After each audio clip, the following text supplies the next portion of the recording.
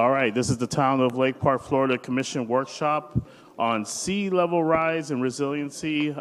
This is Saturday, January 25th, 2025. The time is now 10:04 a.m.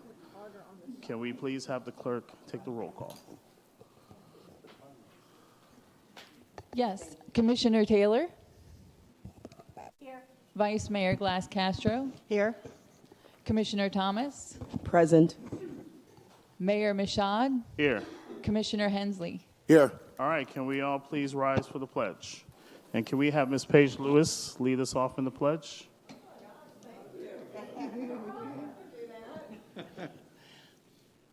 I pledge allegiance to the flag of the United States of America and to the republic for which it stands, one nation, under God, indivisible, with liberty and justice for all.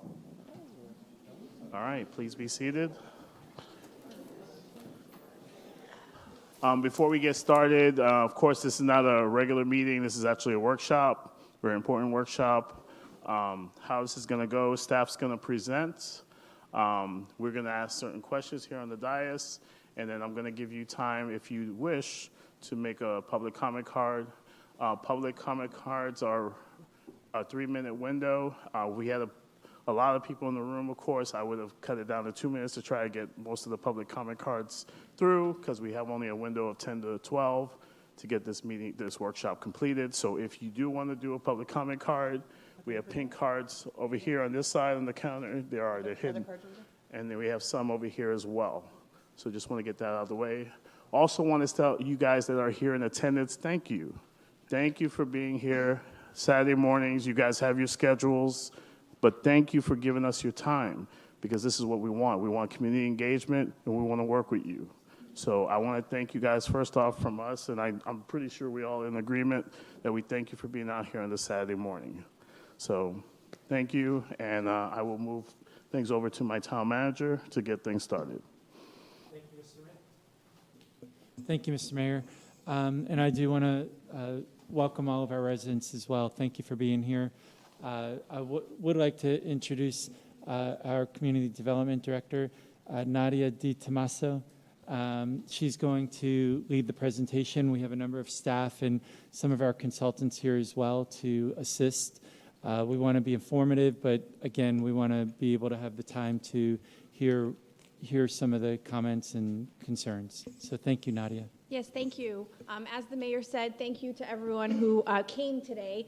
It is very important for us to be as brief as possible in our presentation, but we do want to get through just a little bit of the history to kind of explain where we were, where we are, and where we plan on going, in particular as it relates to the seawall initiative, which I know is of main importance to everyone. So I will be presenting a certain portion of this presentation. I am here with our Public Works Director, Jamie Morales, our Grant Writer Public Information Officer, Meryl Angstreich, as well as our two consultants, our building official firm, Samuel San Giorgi is here, and WRMA, Raul Mercado is here as well. So again, we will try to be as brief as we can because we do want to allow for as much discussion as possible. So this public workshop We'll start with a brief discussion on the history of the town's resiliency efforts and the vulnerability assessment that did come from the town's resiliency efforts several years ago. We will also touch on some of the projects that have been identified in the vulnerability assessment report, as well as their brief updates. We will also clarify some engineering and design standards. Some engineering and design standards for all projects, including a draft ordinance that the town has since revised since last year, as well as some potential funding sources that are open for town seawall projects that also are associated with some public access points as well. Then we'll go into next steps and, most importantly, public comments. So briefly, just so that everyone has some context, in 2021, Governor Scott mandated the creation of a coastal element in the comprehensive plan, which the town has. Later, Governor DeSantis mandated a vulnerability assessment report, which we did perform, along with some inundation modeling that Raul will explain as it relates to flooding risks in the town. Due to this, the town did pursue grant funding to develop the vulnerability assessment report, and we also used some of the funding that we received through grant sources to move forward with certain projects pursuant to the vulnerability assessment report. So while staff understands these presentations were provided previously to private properties in the 2021 timeframe, and we also understand that a moratorium was put in place between August of 23 to August of 24, some time has passed since then. And so we're just briefly going to go through kind of where we are and some of the projects that we've been able to implement since that time. We hope to respond to questions and comments at this workshop, but of course, this is a workshop. We want to hear from everyone. Please sign in. Please provide your email address so that we can later follow up with you as well in the event that there are some questions that we do need to get back to the community on in follow-up to this workshop. Okay, so I probably don't need to go through this entire timeline. I just touched on some of it. The most important piece is probably that we did update our vulnerability assessment report in 2023 in follow-up to the 2021 references that I indicated in terms of our mandates to create a vulnerability assessment report. In 2025, the state of Florida also mandated the municipalities to look at the modeling again. So our consultant is currently working on some updates, some additional updates to the data curves and the inundation modeling. The town has provided numerous informational documents on our town website. They are also included with this agenda packet. They include the original vulnerability assessment report, parts 1 and 2. It also includes the 2023 update to the vulnerability assessment report, as well as the seawall assessment report. Once the 2025 report is available, we will also upload that on the website. So briefly, as everyone knows, the reason we have done this and the reason why the mandates came out for municipalities to pursue these assessments and these reports are based on higher temperatures, higher rainfall intensities, more frequent flooding. So the town, because of this, the town is prone to heightened flooding in various areas, along with the destruction to private property, if resilience efforts are not undertaken. So each resilience efforts, each project, each initiative, of course, has its own dedicated timeline. Some of the projects that you'll hear today were under a more restrictive timeline, and that is the reason why they have since been completed. And you'll hear some of that information briefly in this presentation. Sea level rise and sea wall overtopping, of course, this is of particular interest. One of the projects pursuant to the vulnerability assessment report is the seawall. That is the reason why the town did receive grant funding to pursue a preliminary seawall assessment. Yes, the data is from 2021. Yes, the data needs to be updated. Yes, each property is different.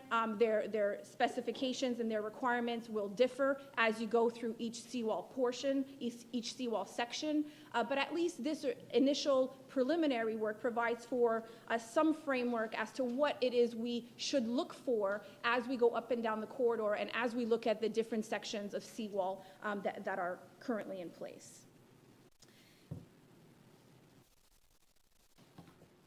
Green infrastructure, so this is another initiative that does obviously help towards resilience efforts. And the town has completed, as I mentioned, several resiliency projects. Grant funds are available for green infrastructure projects as well. So you will see that some projects have been completed with some green infrastructure money. Green infrastructure helps the town mitigate flooding by slowing down and reducing the amount of stormwater runoff, allowing more water to infiltrate the ground and prevents rapid surges in water levels and flooding during heavy rainfall events. Okay, so what does this mean? It allows for the incorporation of certain infrastructure. For example, you'll hear, the underground chamber project that is being done in Burt Bostrom Park. That is a green infrastructure project that will help with water quality, that will help with flooding. So you will briefly hear that from our Public Works Director. The projects that will be outlined today, the Lakeshore Drive Drainage Improvement Project, which has been completed, helped flooding, helped water quality, helped incorporate other streetscape improvements. The 2nd Street Roadside Bioswales Project, Southern Outfall Priority Rehabilitation Program, which is split up into 3 phases. The first phase is the Southern Outfall Priority Retrofit Project, which is in progress. The second phase is the Burt Bostrom Underground Chamber Filtration Project that I just mentioned, which is also in progress. And the third phase is the 10th Street Green Infrastructure Improvement Project, which is in progress but is in the design phase and is a project that still requires additional funding in order to move forward. The inundation mapping is one of the elements of the vulnerability assessment for which we did receive a grant to identify flooding risks throughout the town. We do have some slides that show the areas of most risk that our consultant will briefly review. And then we have the additional adaptation pathways for future implementation, as well as what is, I understand, most important today, the seawall bulkhead restoration reconstruction project that we will touch. So before I turn it over to our Public Works Director just to explain these projects in further detail, the key takeaway with this list is that the town is well underway in completing several resiliency projects that are geared towards protecting our community for many years into the future. Next, of course, we'll need to discuss the seawall. The seawall is an integral part of our vulnerability assessment report. And so we'll have some in-depth discussion on that, but more importantly, we'll also allow for some adequate and plenty discussion from those here today. So I will turn it over to our Public Works Director to briefly run us through some of the projects. Good morning, everybody. Good morning, commissioners and public members. I do apologize for my voice. I'm getting over a cold, so I'm trying to stay a little bit away, but I apologize for that offhand. And thank you for receiving and for being here with us today. So as you all know, the Lakeshore Drive Drainage Improvement Project was completed. And it entailed the improvement of stormwater drainage within the corridor and installing a pump and creating a bioswale within the Kelsey Park. So that section was already completed. The second project that we overtook on with the grant and based on the vulnerability assessment was the 2nd Street roadside bioswale, which has also been completed, and actually it's successful at this point. Then we have the Southern Outfall Priority Rehabilitation Program, which, like Nadia said, it consists of 3 individual projects within one major project. The Southern Outfall is the replacement of the 72-inch pipe with 2 60-inch pipe, which is currently on development right now. I know that we've had some issues which citizens has reached out and certain concerns about, the pumping and some fuel and the dewatering. We have worked with the contractor to have him address certain issues, so hopefully we'll improve on those areas. We do apologize. We know it's a little bit inconvenient. Nevertheless, as I mentioned in some of my correspondence on email, it's due to the fact of where the precise construction is taking place and the water tables and a lot of factors. But we are working with the contractor to mitigate these constraints or concerns, so you guys can have a better day and night as we move forward. But hopefully everything will be solved. The next one is the coastal Town of Lake Park coastal adaptation along Lakeshore Drive. So this is another study that was taking place and is being, I think this was being adjusted based on the new traditional numbers because NOAA now requires that North American vertical datum to be updated to 2080. So the numbers and the modeling has to be revised. So our consultant is working with that to help us with that process. Then we have the Burt Bostrom Park project, which is for the one that Nadia just mentioned, that was totally related to the underground chambers for the stormwater drainage in the town. So that's going to really, really help us not only improve the drainage and the flooding within the town, but also the water quality. And that one is still ongoing. And then we have the inundational mapping, which is the identifying of the high prone areas of drainage and the hotspots so we can move forward in future planning within the town.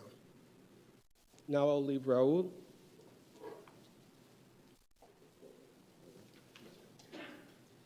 Good morning. Good morning, Mayor, Vice Mayor, Council, and people from the town present. When the Stormwater Master Plan was completed, one of the elements of the master plan was climate change in 2019-20. Right around 2021, Governor DeSantis passed a vulnerability requirement that all the communities on the waterfront or coastal communities perform an adaptation, vulnerability, and risk assessment. So we added to our scope of work at that time a very specific scope of work, which was paid by the grant that Jaime just mentioned, $75,000. That grant had two components. One was the assessment of the inundation itself. The state required that you use gauges by NOAA, certified by NOAA. These are gauges in Miami and Lake Worth and to the north. And also required that assesses inundation, but every 10 years, all the way to a horizon of 2070. That was back again in 2021. And the reason why it was important to do it, not only to assess the risk, was also that if you wanted to get a grant from DEP, like the town was intending to do to implement green infrastructure, you had to have that done. And so we then proceeded to select two sub-consultants working for us, one for the Coastal Systems International that specializes in ocean engineering, and also a consultant to do the survey of the actual seawall. And what is important about sea level rise is a dynamic situation, meaning that it doesn't get put. You can't just assess your seawall based on 2025.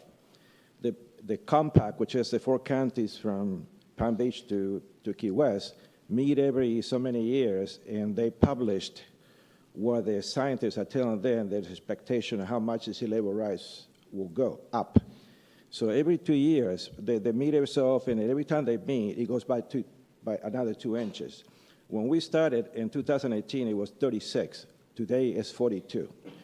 Now, NOAA requires that you use from their gauges to what is called the NOAA low and NOAA intermediate curves.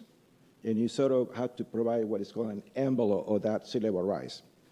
And there's also a high curve. So most municipalities go by the medium, the one in the middle, the intermediate. Based on that, then we went ahead and projected the inundation using the gauges in Lake Worth, which are the closest NOAA gauges, adjusted from 2020 to 2025, and then projected to 2070. And we found out what you see in here, that sometime in 2050-60, the town would start taking water at the marina and also at Kelsey Park. Those would be the 2 lowest spots.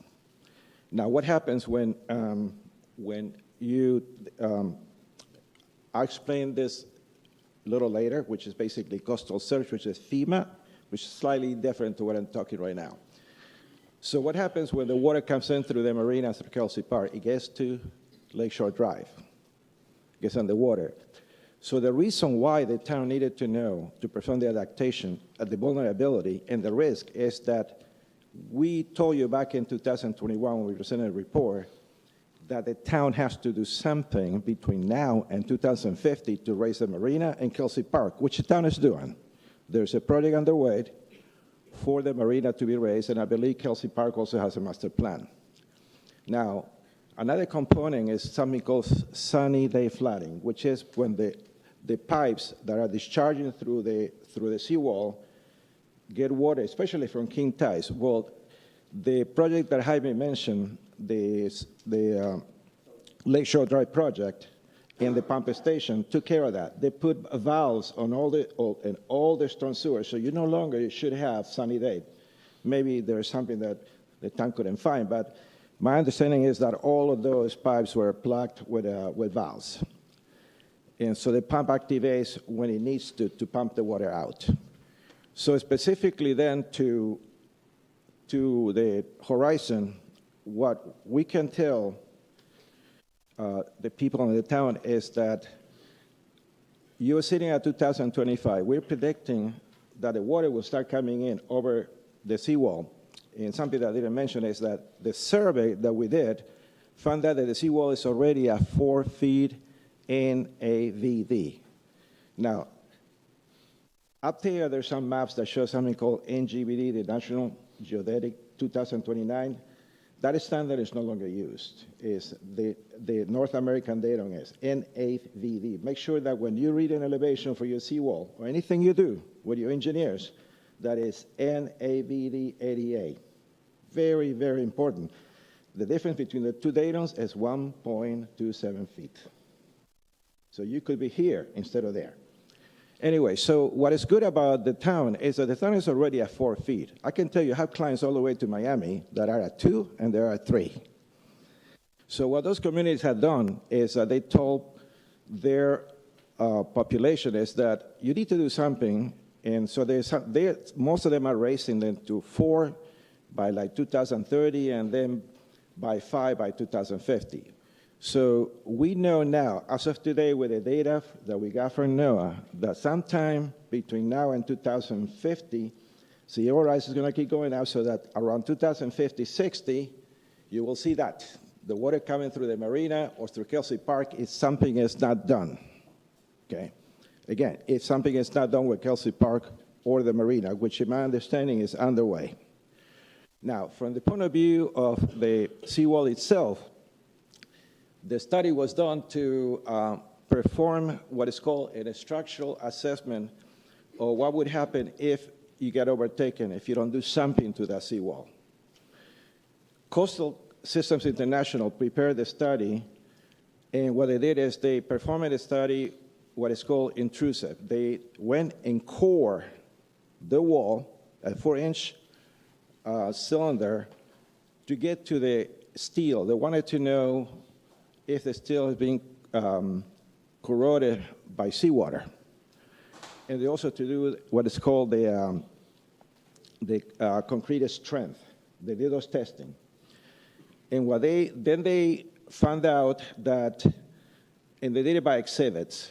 The exhibit 1 was the marina, exhibit 6 was all the way to the north. The studies, and I think, I don't know if you mentioned, they are on the website. They've been there since 2021. And there are 3 or 4 volumes. One is for the inundation, one is for the survey, another one is specifically by Coastal Systems International. If you have not seen it, I urge you to look at that. It's 2021, but it's still very applicable today. In other words, your seawalls have not gotten any better. And they were rated by severity. Depending on the results that they got for the strength of the corrosion to the steel, they rated those as being severe or in need of assessment. And they basically rated the seawalls so that they would inform the town that they need to do something about their own seawall on Kelsey Park and the marina, but also to the population is that they indicated that repairs should be done on the superficial side, which means cracks and spalling, things like that. Why? Because you cannot put a cap. A cap is put on top of the existing seawall to contain the sea level rise. But if your seawall is not structurally able to do it, you cannot do it. So what they suggested was do the superficial first, and then, this is very important, they said that before the end of life of the seawall, replace it. Now, a concrete structure, whether it be metal or combination of concrete, lasts 75 years by engineering standards. And that means that if most of your seawalls were built in the 70s, that you're looking at a time frame of 2040, 50, 60. So what the report says is, yeah, we found that there were a lot of cracks, the spalling and things like that you need to take care of. They actually provided a preliminary cost based, again, on 2021 cost.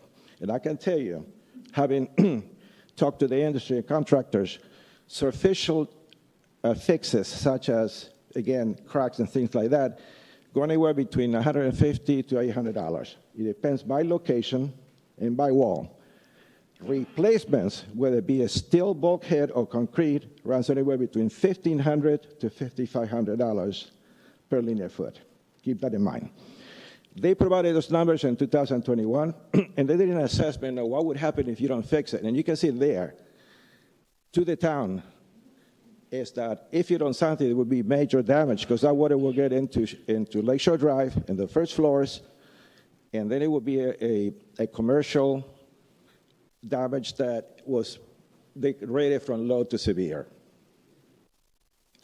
So the adaptability that they recommended was, you know it's coming, and you know that it's going to go over it. So what can you do as a town? Well, you can literally raise the buildings. Sometimes that's doable, sometimes not. Most communities, like in Miami in the South, they're already thinking that they're going to have to abandon their first floors. There's just no other way. Then in terms of the town, what to do with Lakeshore Drive? You know you're going to fix the seawall at the marina and at Kelsey Park, but what do you do with Lakeshore Drive? Fortunately, they're doing that in Key Largo and other places, so this is an ideal cost. And it would take quite a lot because you have to do all the utilities along that road and elevated driveways. And then you create a problem with drainage. How do you drain the road when the properties are here and the road is here? All those things are happening right now. So again, what is very important for you as the people that are behind the seawalls, get to read that report. It's still very valid to date. As Nadia indicated to us, we keep updating the report. We updated it since to now. It hasn't changed that much. We know that it's going to keep going from 36 to 38 to 42 to 48 inches. That means, and also the time frame is shorter. So right now, we know the target for you is 2050-60. That means that nobody's forcing you to do anything but what the engineers said, and not us, and not a coastal, but they are. They said, do the repairs first to make sure that you can put that cap, and then you have between now and 2050, before the end of life, to replace it. What I believe we hear today from the town point of view is what kind of ordinance does the town need to pass to both provide the protection for the assets that the town has and also yours. So it's a compromise. And I can tell you this conversation is happening from here all the way to Miami and to Jacksonville. Some communities are going more proactive than others. One thing is, for a fact, you are at 4, you need to get to 6. And you got so much time to do it.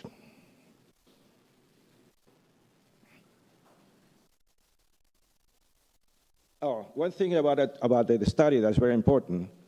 Again, when you read the study, it's very comprehensive. There were 10 corings done, and there were 4 upland explorations.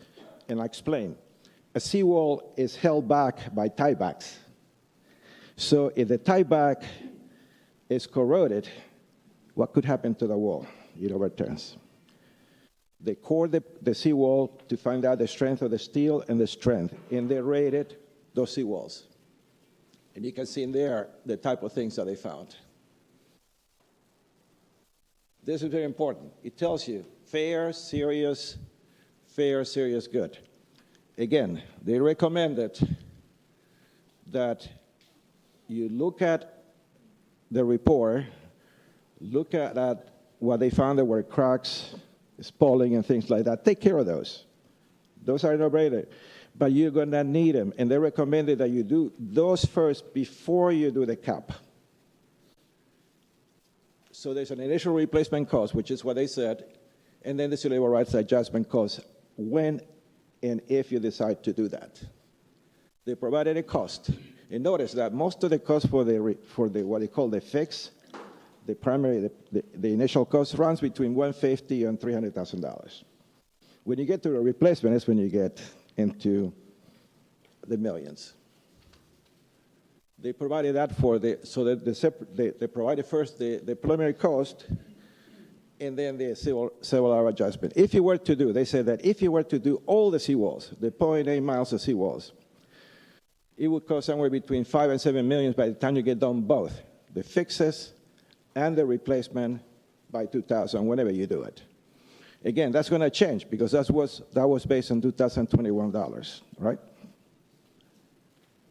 And as I mentioned before, what they provided right here, those costs right there, I repeat, superficial cost 150 to 800 per linear foot, depending on where you are.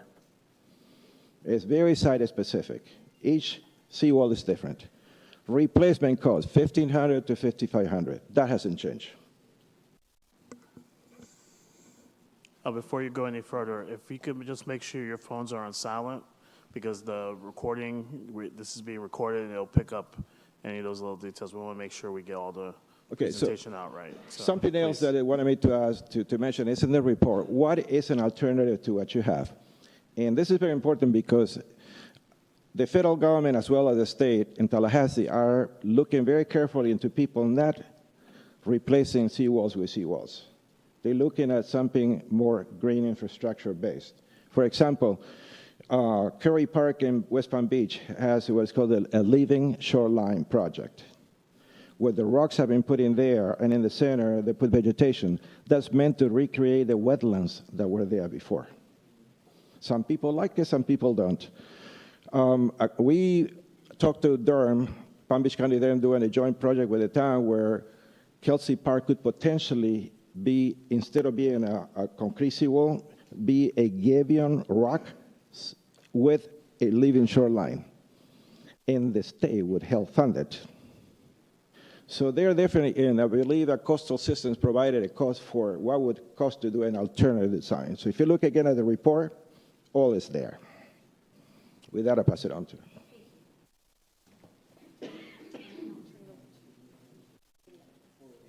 Yeah, after these slides. Okay.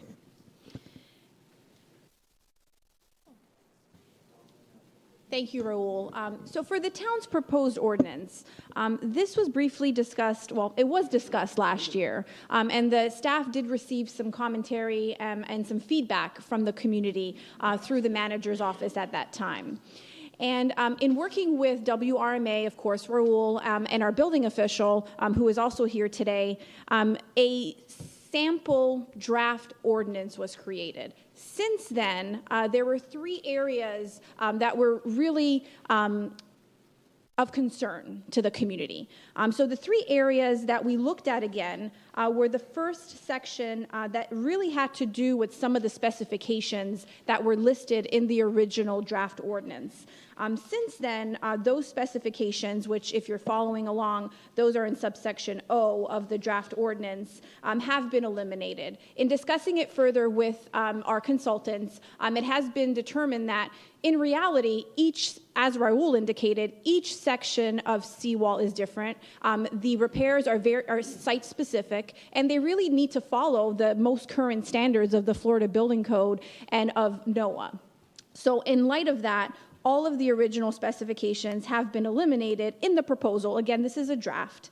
And there is language that simply references that a seawall is presumed to be in disrepair if it allows for upland erosion, transfer of material through the seawall, or allows tidal waters to flow unimpeded through the seawall to adjacent properties or public right-of-way. So the decision to keep this open-ended is really based on the fact that we will simply rely on the existing codes that are in place and the existing data to review and approve seawall-related structural applications that are received. And this actually ties into the additional subsection S of the ordinance, which again refers to the time frame for completion of these improvements. And so originally, it was thought, if we receive applications by a certain date, they should meet a certain height requirement. But then we did discuss this further internally, and we thought, well, if we're relying on the data, we're relying on the inundation mapping and the projections, which can constantly change, then in reality, we can't necessarily provide or we can't necessarily propose a specific time frame. What we can do is always provide the community with the most up-to-date data that is available as it relates to the flood risks, continue to update our inundation mapping as we need to do per the state mandates. And so with that, as we receive applications, they would be subject to the review based on the latest projections. Again, this is a draft, and we did, as we discussed it internally, we had thought, well, we do need to keep it flexible because this data is consistently changing.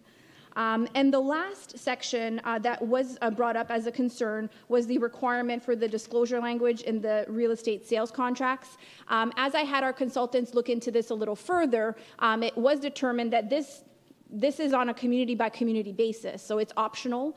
We don't necessarily need to have it in our ordinance. Certainly we could, as a policy. So right now it has been removed, and of course it is up for additional discussion if needed. So again, we discussed this last year. We took it back. We spoke to our consultants. We tried to really apply the most flexibility that we can, keeping in mind that we do want to be as protective of our risks as possible. And so as we review applications, we do want to make sure that they meet the projections based on the current data that's available. And this is some research provided by our consultant of some other ordinances that are currently in place. As we can see, the minimum elevation standards are anywhere from 5 to 5.7 feet. Again, these may change over time, but these are based on, of course, the current projections that those municipalities and those counties, of course, used in developing their ordinances. Okay, so much of the information on this slide I've already reviewed. So as everyone knows, we did enter into a moratorium between August of 23 and August of 24. We have not reviewed any applications for seawall repair work or reconstruction. We're obviously available. Our building official is available. Our consultant is available to meet with any community members who are willing to have those discussions with the town. Staff also we're not in possession. We haven't met with any developers who have proposed plans on the private properties. And so I just wanted to make a point and mention that because we did have some internal discussions on that as well.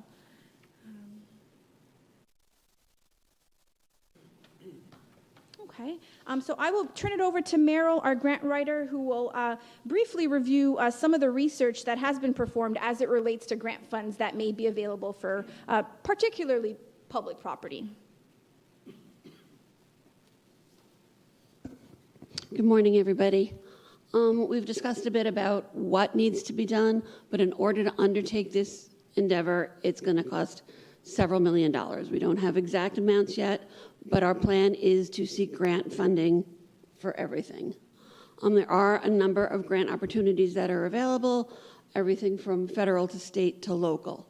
I've listed a few of them over here, which is Florida Inland Navigation District Grant, the Florida Department of Environmental Protection, Resilient Florida Program, FEMA, which is national, the Flood Mitigation Assistance Program, and locally we have the Palm Beach County Division of Emergency Management, to get on their list for funding. So these are all available to us as a town. There is one thing, whether they be local or state or federal, that they have in common is that they will only fund seawall that has public access. We have not found any grant funding opportunities for the repair or reconstruction of the seawalls on private property without a public access component. I have looked in several places. I even contacted the executive director of FIND. She is not aware of anything either. So at this time, those are our only options.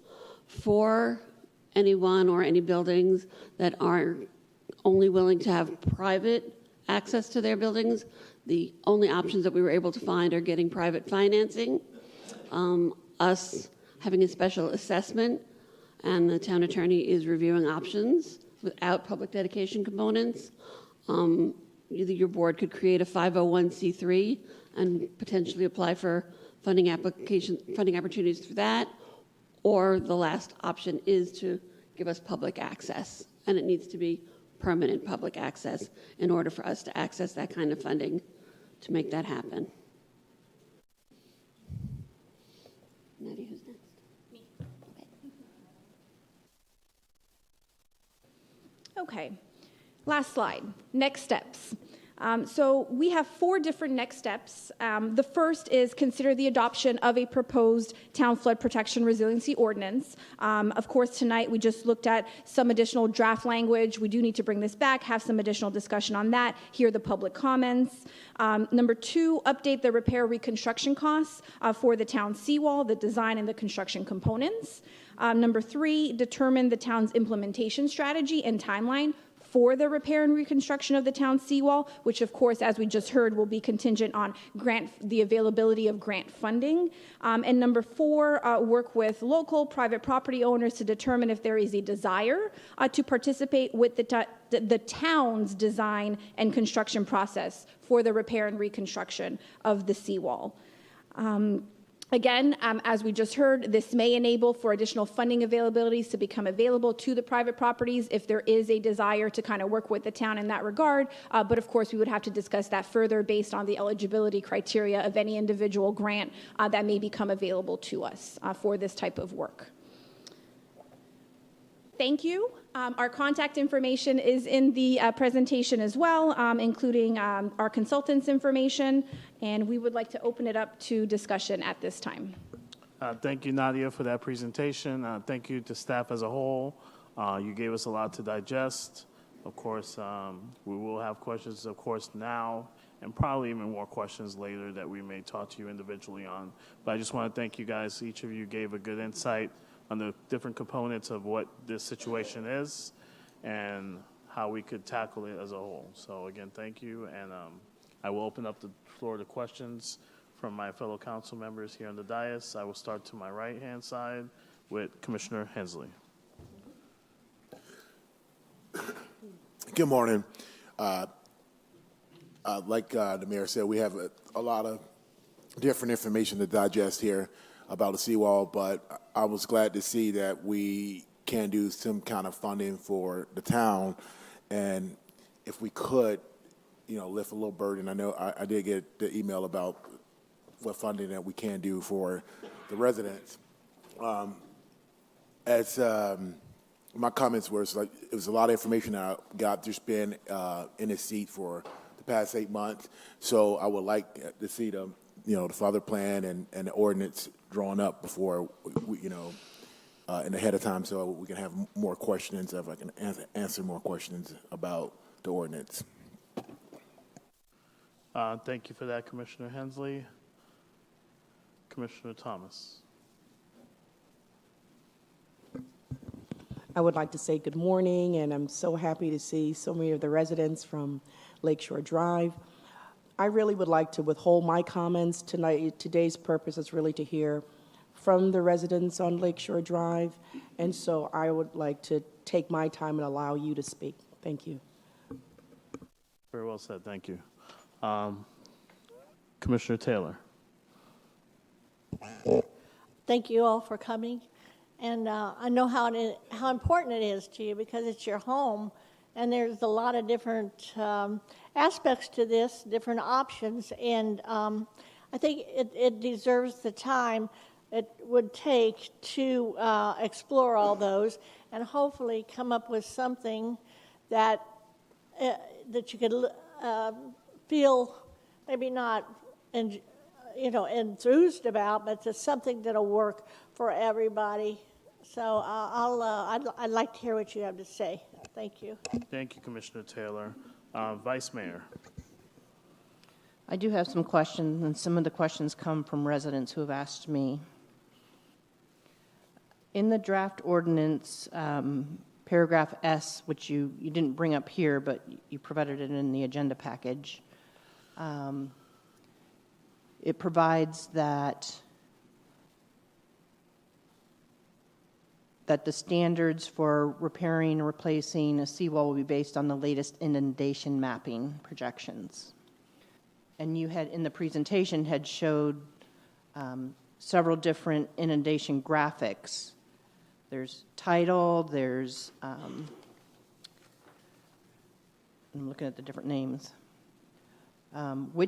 there's surge, Yeah.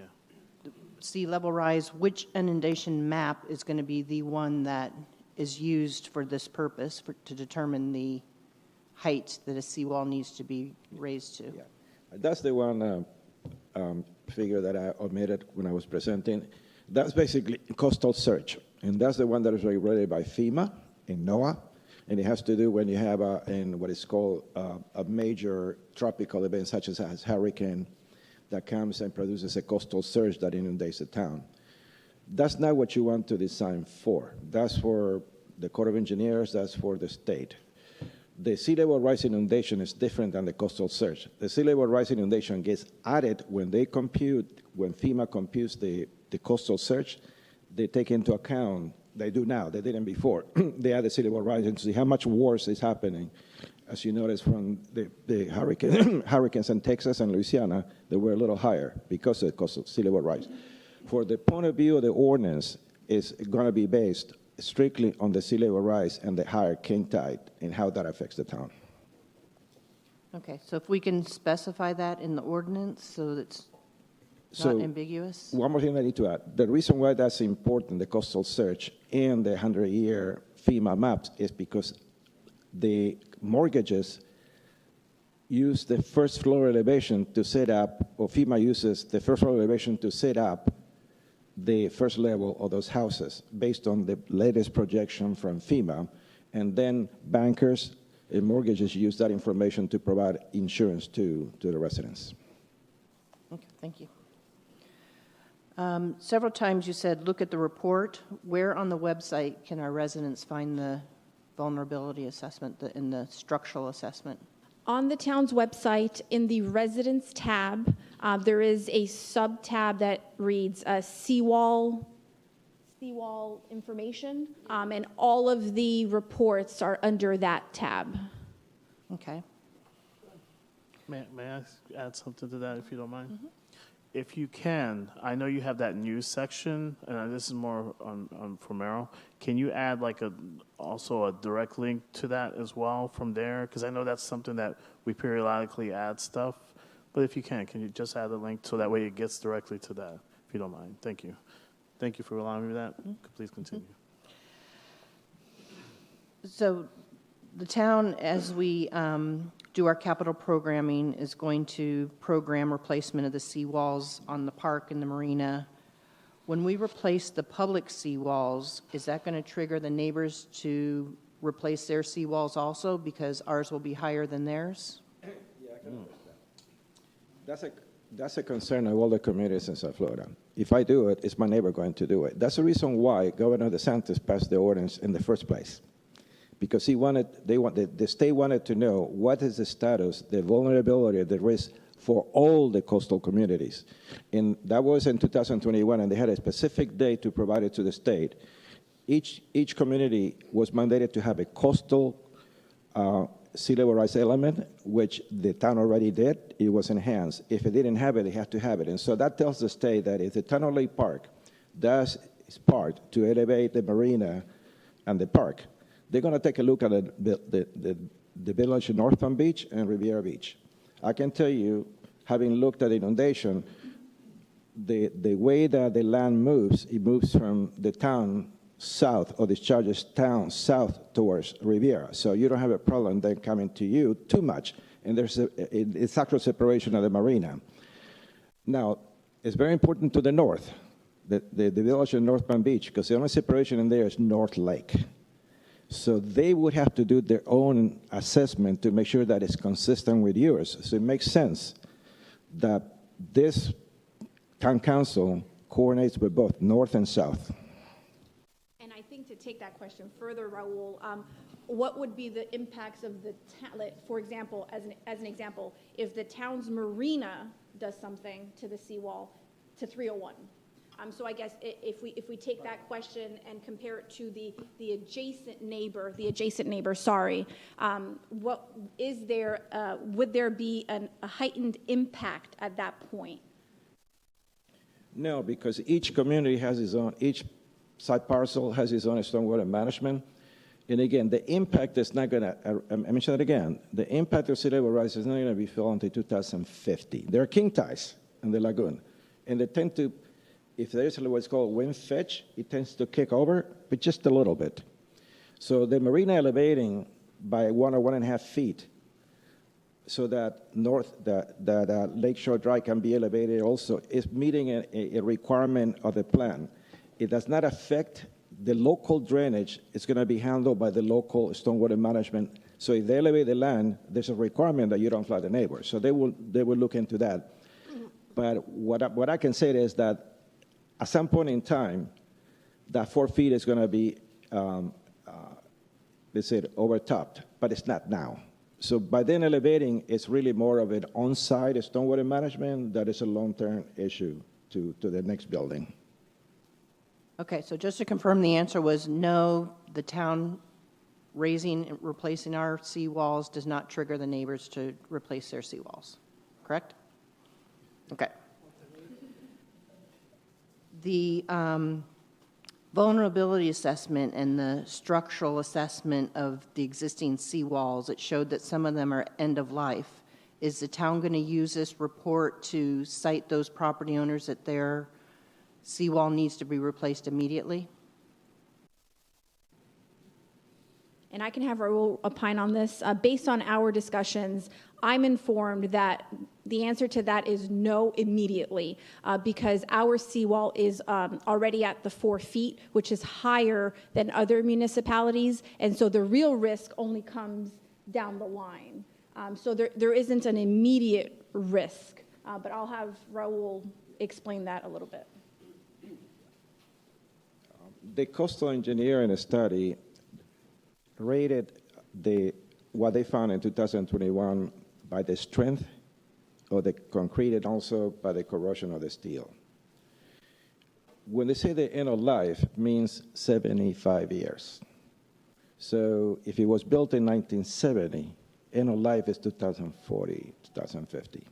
That's what they mean by that. All they're saying is, look, we found it to be in more of a need of repair, and they say most of the time they recommend to the clients to do it within 6 months to do the surface repair, which are the cracks and the stuff that they can do to protect the steel. But it was very clear in the report, end of life means when you put that bulkhead in place. If it is 2070 or so, it would mean 2040. 75 years is the standard that we use in engineering for the stop structures. Thank you. So just to be clear, the way the ordinance is drafted, residents can repair their seawalls, and that doesn't trigger total replacement. Correct? Thank you. Okay, thank you for that, Vice Mayor. Those are good questions. I'm going to reserve any questions I have, because again, this is a lot of information, and I'd like to give the residents their time to speak. We still have a good hour left, and I think that should be afforded to you guys to speak on your thoughts on this workshop. So I'm going to go ahead and start with this public comment cards. And again, public comments is 3 minutes, so please use that time window appropriately, because we have other people that want to come up. So I will call up first Bob Olivio. Are you? Yeah.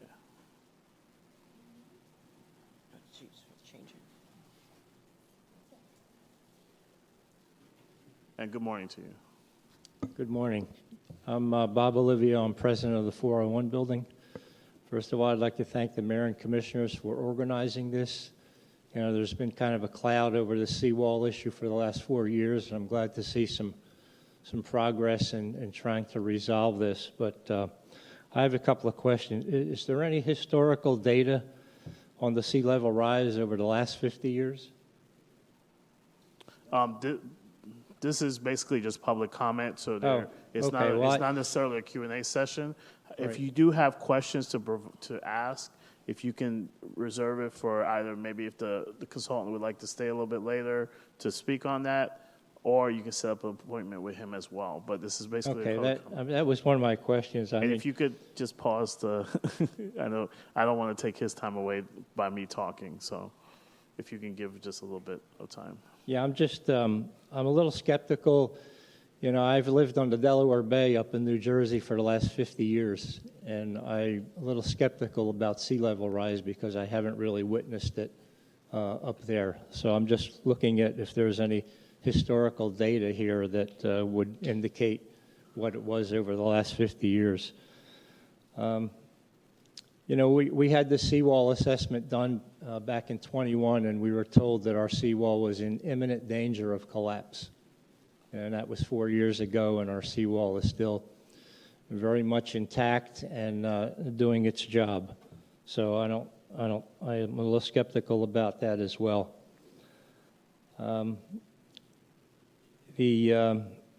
You know, back when that was done and the numbers came out that, you know, millions of dollars were going to be involved in repairing our seawall, I got some quotes from, I got the 301 building president and the 501 building together with myself, and we went out and went to Costin Marine Services and had them come and do an assessment of all three seawalls. And we got 3 different quotes. We got a quote for riprap, we got a quote for repair, and we also got a quote for a complete replacement. And our portion for the 401 building for a complete replacement of our seawall was $198,000. And I have the proposals here. I sent them to the town manager at that time for his review.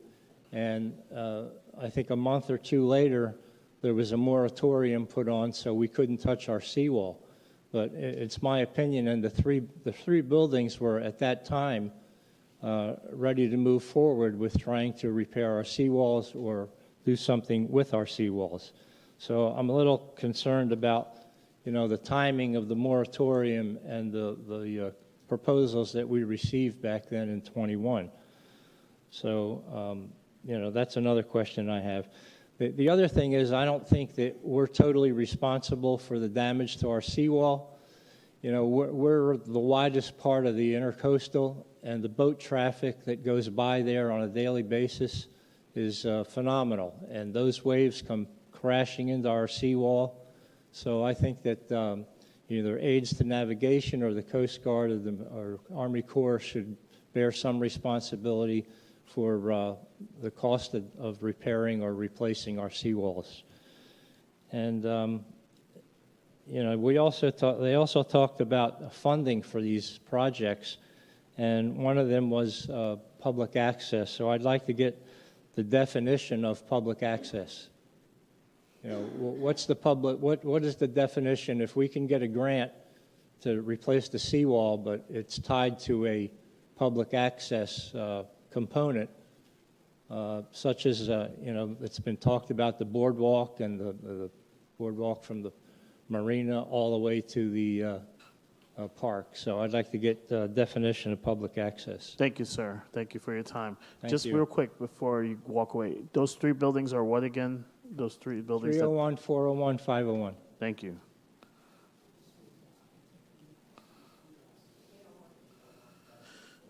Okay, John Leary.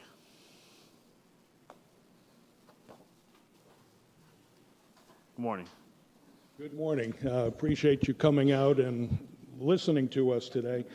In reviewing the proposed ordinance in section 76158, paragraph C, it refers to a citation for a tidal barrier that is less than the NAVD 88, which we're talking about a 5-foot elevation. So right now, the Lakeshore Park, 301, 401, 501, as a minimum, are in violation of the proposed ordinance, just the fact.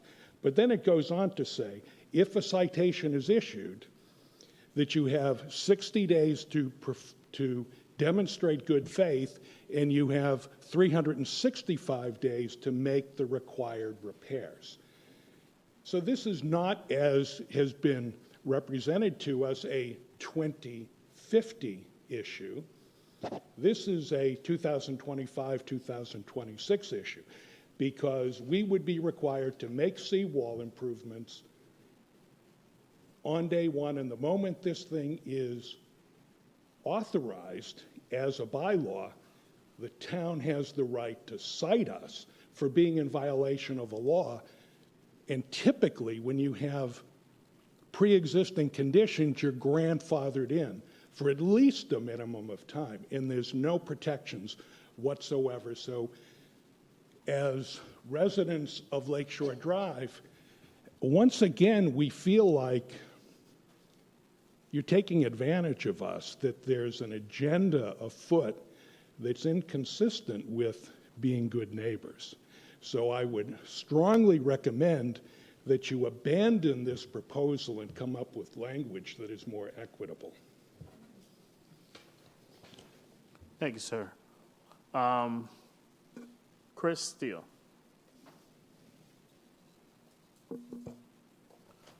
And good morning to you. Good morning, Chris Steele, 301 Lakeshore.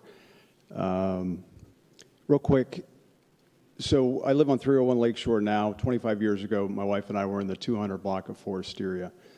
I remember the flooding that we would get back then from heavy rains. Every time we had a heavy rain, we had flooding issues.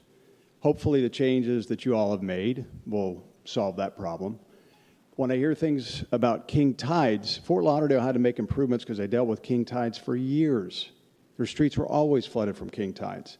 We don't have a king tide issue. And to start making statements based on climate change, statements like, it's coming, I'm sorry, that's irresponsible, and I think it's fear-mongering. If you want to make decisions based on the integrity of the seawalls, I totally understand it. And my understanding is there's some conflicting reports from these studies.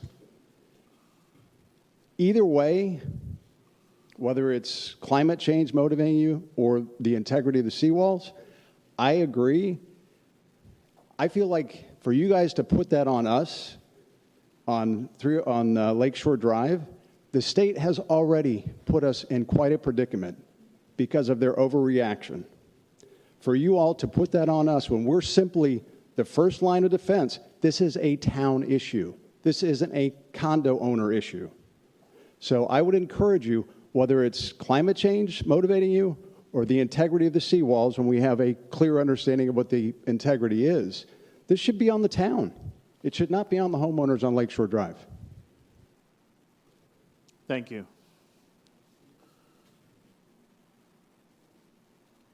Jim Dreyer.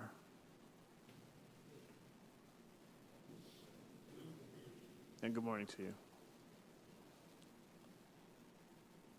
Thank you, Council, Mayors. My only comment is I'm from up north, but I'm a local resident now down here in Florida for several years. And I lived on the Mississippi River. And we had floods many, many years. And the town residents that were close to the water were protected just as well as the residents that lived in the center of the city in high water. We all participated in paying for any protection for our city. If this seawall that is put in front of us on Lakeshore Drive, if the water should come over that, it can go into the rest of the city. And if the city is inundated with all this problem of water coming from different places, why do we get the bearing for paying for this, the people that happen to live right next to the seawall? That's my only comment. I don't think it's fair. Thank you, sir.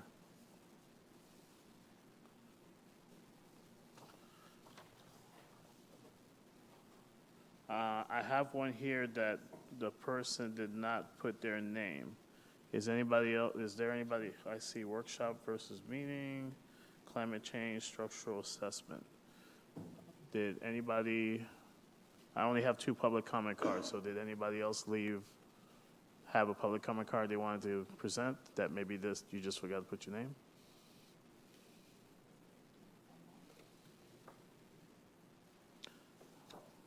Okay, I will go on to the next one, Michael O'Rourke.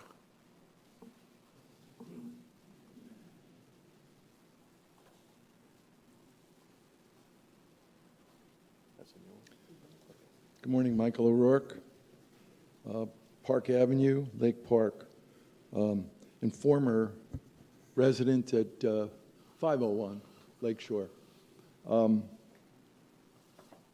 Everybody's here for the same reason.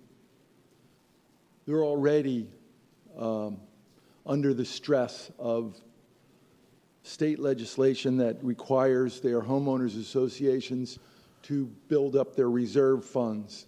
And they're already getting hit hard with all of that. You'll see him nodding as I say this. And now you're going to add this ordinance with the issue of claiming imminent danger. This is not the right time for this, for these folks on Lake Shore.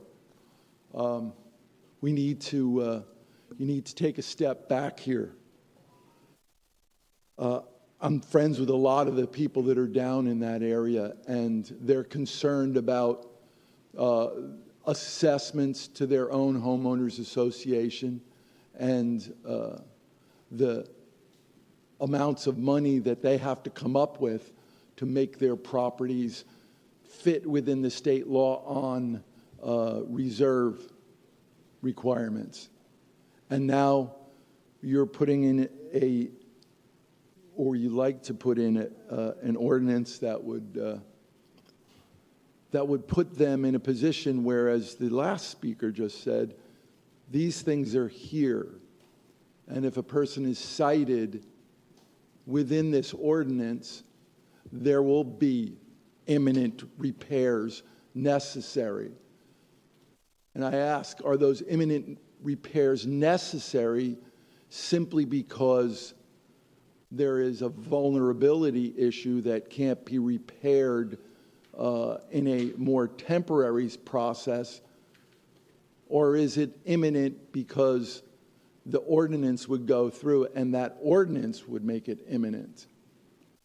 So I urge all the commissioners to put this thing aside. You're so willing to put moratoriums in place in the town right now. I ask you to put a moratorium on this ordinance and do not put this in place. Thank you. Thank you for that. Mr. Dominic, would you like to come up, sir? And good morning to you. Good morning, Mr. Mayor. Good morning, Commissioners. How's everybody today? Most of the people that commented prior to me actually said a lot of the same things that I was thinking, but I would like to reiterate the gentleman before me about tabling this until there's a little bit more conversation about it. I mean, I've had discussions with some of you in the past where the wall does protect us, but it also protects the community. Raul just said it protects Lake Park assets. So we shouldn't be solely responsible for protecting Lake Park. It's a community issue. Regardless of public access, non-public access, it's protecting homeowners on the other side of that too. So there's got to be some type of collaboration between the entire community to address this issue. The other comment about if Lake Park actually does the marina and does that affect 301, it absolutely does. As you guys are going to start knocking down the existing seawall and replacing it, that vibration and everything is clearly going to make more damage to our seawall, which then, of course, they're going to use this imminent danger thing that's 6 months, which obviously was 4 years later. So if you go there right now, you broke our gates. I mean, the knocking going on from the drainage is obviously causing some other issues, which it's expected. I get it, but you're going to cause more damage by fixing yours, and then we're going to be in a more dire situation. The grants and other things like that, I mean, the other gentleman brought up, we are dealing with the Sears study and some other items too. I get this has some importance, but we do got to take that into consideration. These condos have been around for a long time. There's a lot of things that are going on. And, you know, once again, these studies, the last 50 years, water levels did not rise to the projected things that they're saying. I'm a little skeptical of all this too. There's a big variance in the costs that we've got on a private sector is where the public sector said that it cost. So there's got to be a little bit more dialogue, maybe committees with the buildings so that we can kind of really get private people in there to assess it, compare it to these studies, and make the best economical decision we can. Thank you very much. Appreciate Thank you. That's all the comment cards I have, but I know, Mr. Linden, I see you filling out one. I'll go ahead and allow you to come up, and then you can just finish it up and give. Okay, well, staff has taken it, but please come up. Well, thank you. And good morning I to you. apologize. You had asked if somebody forgot to put their name on it, and it was me. So, well, the first thing is admittance. and I was rewriting a second one with my name. So, Okay, that's okay. all right. Thank you very much. I appreciate that. I've got an issue with people throwing around the word climate change. We keep hearing that for everything, and this was brought up again today. They're blaming the wildfires in California on climate change. So we've had climate change as long as I could ever remember. So yeah, the climate does change, but that seems to be the crutch for everyone. The assessment and the inspection in 21 needs to be done. I mean, that was maybe a little biased, maybe not, I don't know. But before we move forward, and I agree with one of the other speakers, I'd like to see this either put on another agenda item or maybe not an agenda item. I came expecting a meeting, workshop, if you would. This is a meeting. A workshop is interaction between you and us, all right? Now, that being said, I appreciate you giving some of the speakers a directive to go see this one, see that one, but that doesn't answer the same question that a lot of majority of the people have here. And I don't know how much input the residents, especially Lakeshore, has had on what they're asking you to look at today, this resolution. So I would like to see that workshop where the residents can actually have an input on what needs to be written out, because there's already been some obstacles, as you've seen, over some of the paragraphs that's already in there. So we need more residential input on what needs to be done. We need another legitimate inspection. We did one, they did one, someone else did. They're all over the wall, all over the board. So consider that for sure. There's some differences in this than the last one, but they were somewhat explained. And last but not least, they keep referring back to FEMA and NOAA. We don't know what's going to happen with FEMA and NOAA, all right? So we'll start off from ground one and maybe put this a little later on to give everybody a chance to get some input in a meeting where we can exchange ideas or everyone can hear our concerns. Thank you very much. Thank you very much, Mr. Linden. I have no more public comment cards. I'm gonna, yes, absolutely. I'm gonna open this floor to any other comments from our councilman. And I will start here with Commissioner Taylor. I was just going to say, the meeting, I believe, is scheduled to go until 12 o'clock, right? That is correct. Well, wouldn't the next hour be more the workshop area where we can really have more? Well, if we do get shortened, we can reserve the remainder of this time for interaction between the consultant staff as well as the residents. Oh, after our comments? After our comments, yes. Okay. Anything else? Yes. Yeah, you could start that in. I'll make comment when I get to it. Let me just clarify what a workshop is. A workshop is a public meeting where the commission does not take action on an item.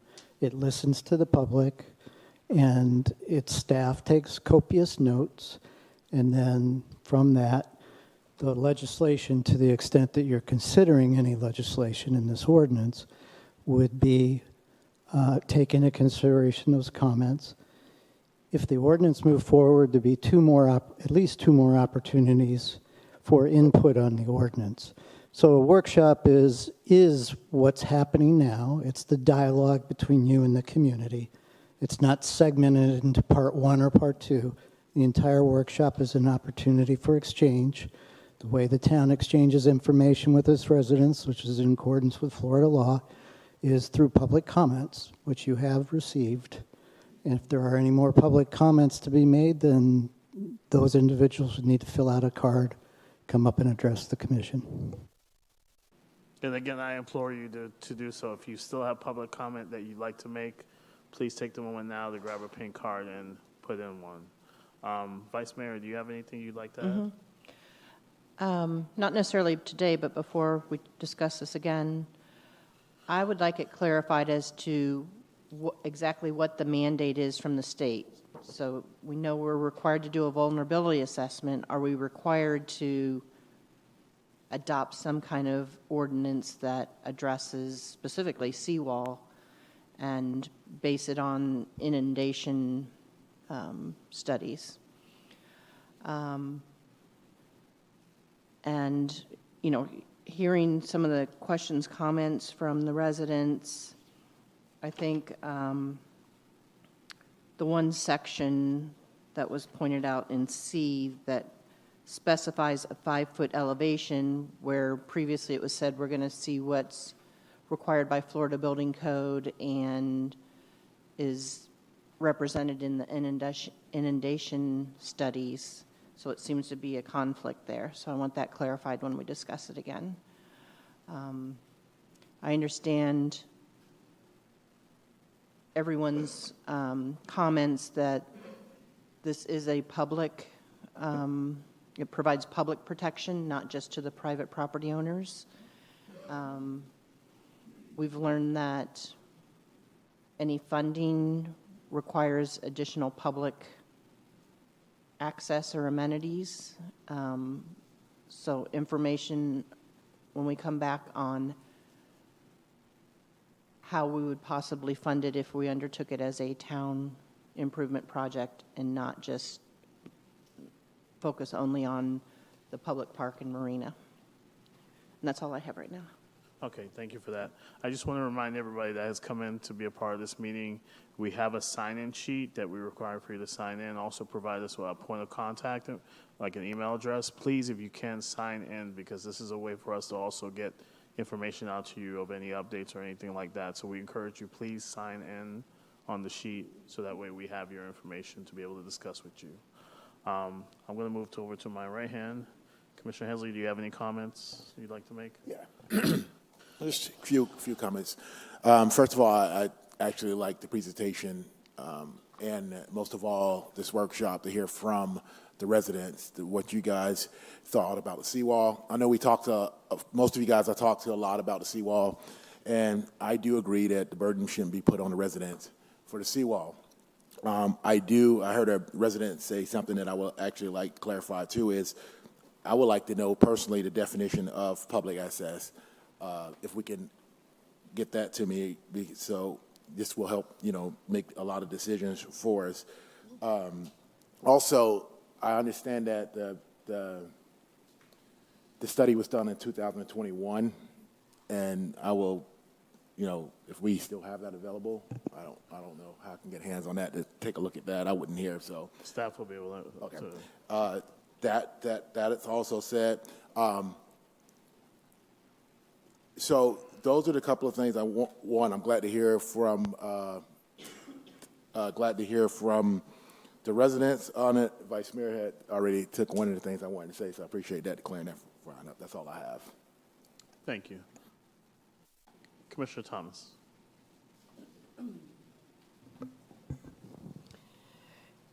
I had an opportunity, of course, to listen to our consultant's presentation, and I'm a little concerned about if we do improvements to areas that are considered public property, especially as it relates to the elevations of the seawall. I'm not a genius, but there is some concern in my mind about the sloping of the seawall, if in fact, I teach science, but I'm not an expert. And I can understand that the way the water is flowing, it's flowing south. So I'm thinking to myself, if I'm at 801, those are all public property. As I come further south, you then have public property, and then you have private property, and then you have public property.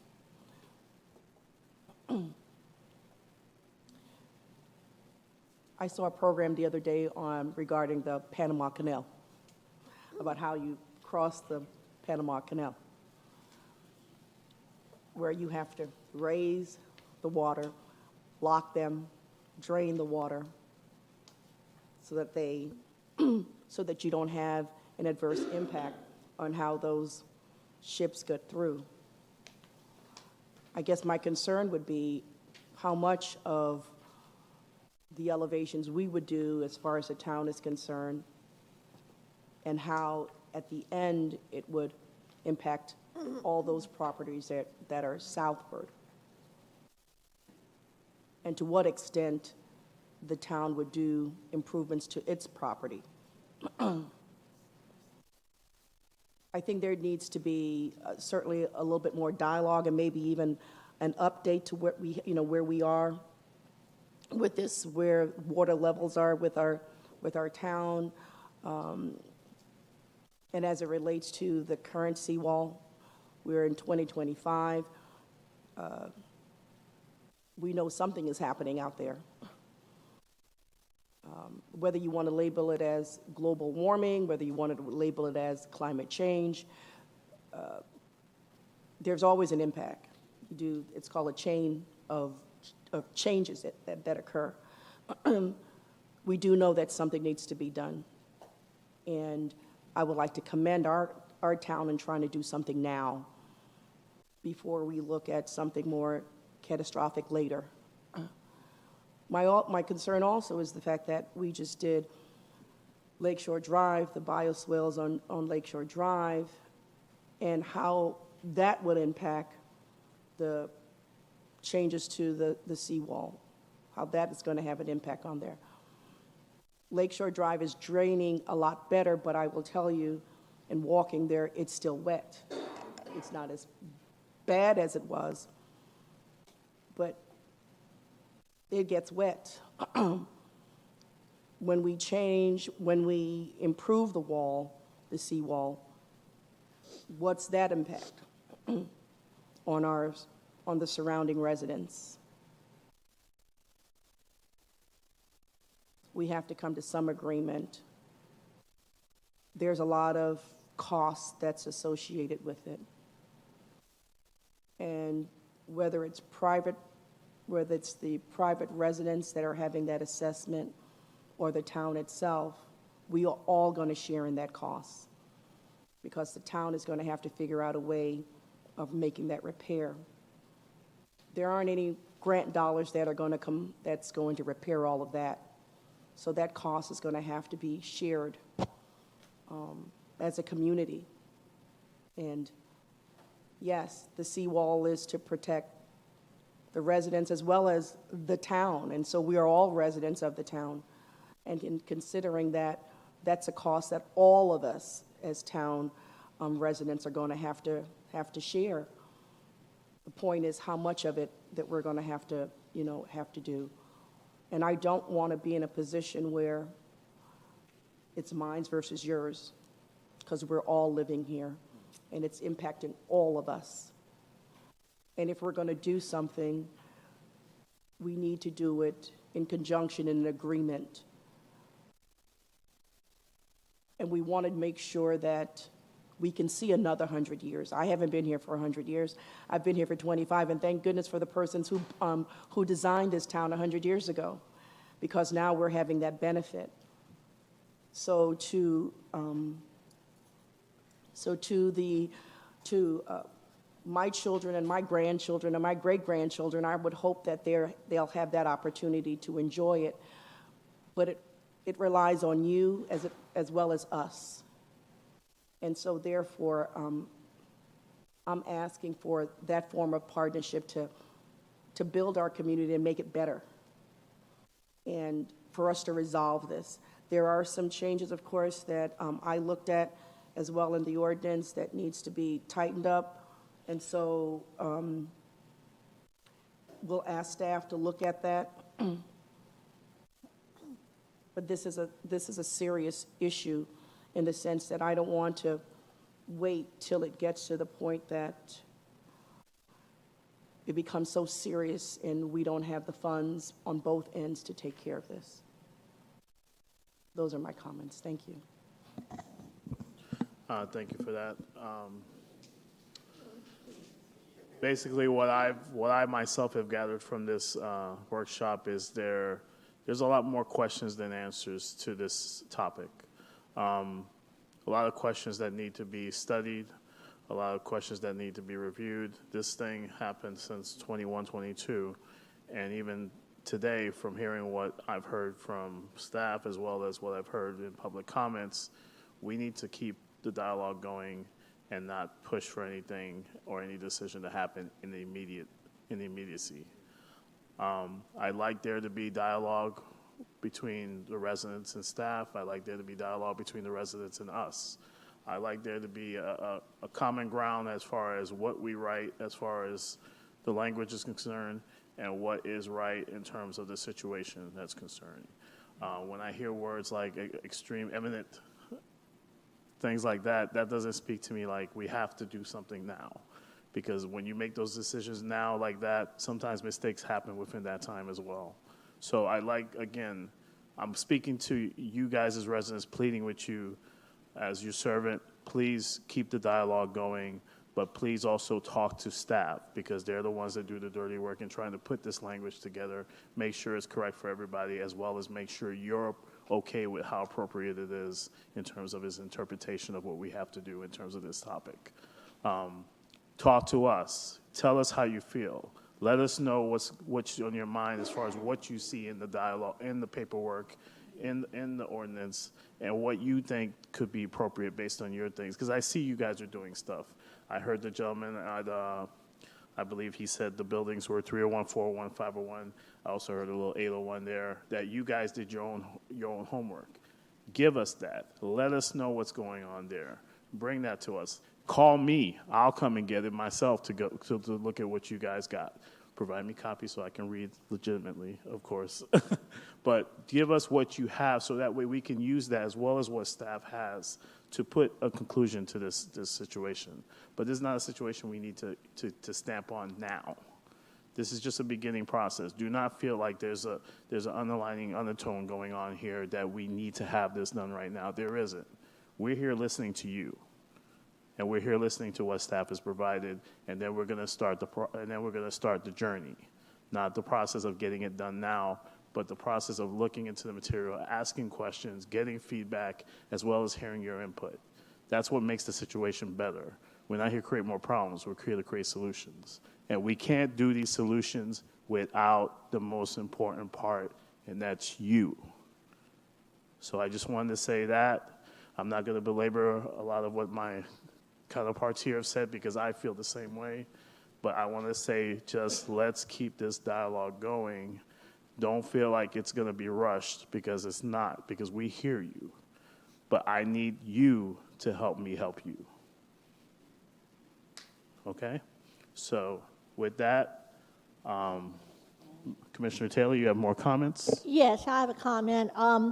Some time ago, we had workshops about Kelsey Park, Lakeshore Park, and I don't know if any of you came, but we should remember that we had a vote on all the different kind of plans for that seawall. One of them was steps.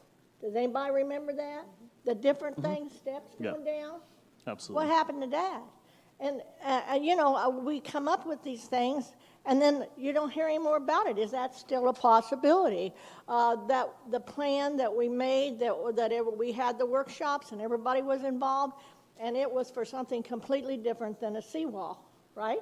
Yeah. It was to break the waves, and then everybody agreed it was a beautiful idea and everything. And that was since I've been here, so it hadn't been too long ago, but I never heard any more about it. Like a lot of things that we do, I just wish we could focus a little better and complete some things from what we say we're going to do, and then maybe explore it.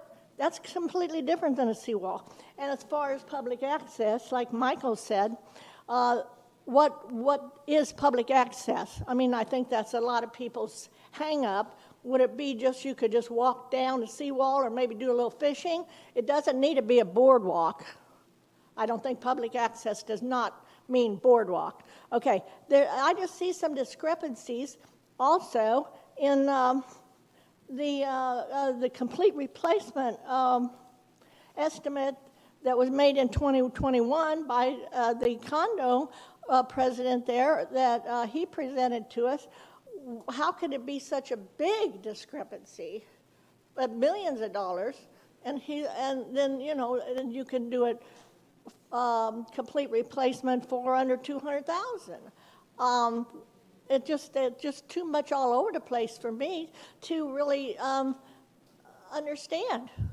So I just think we got a lot of work to do. I think we got a lot of work to do up here. Then that's all I got to say, and I hope you guys aren't mad at me. Thank you. No, we're not mad at you, Miss Mary. But we love the way you. I'm a big girl. No, I'm a little girl, but. All right. Okay. So with that, I think we are going to end this workshop. Again, I want to thank you guys for being here because I like to see people in the room because that means you care, that means you're concerned, that means you have feedback to provide, and that means it gives us information to make our decisions appropriate. So thank you guys for being here. Thank you, staff, for doing what you do so eloquently. Thank you, Town Manager, as well as thank you to my fellow Commissioner members, as well as you, Town Attorney, for being here on this Saturday morning. And with that, I will say, I don't know what's funny, but okay. I will say we're done. I don't think that requires a motion.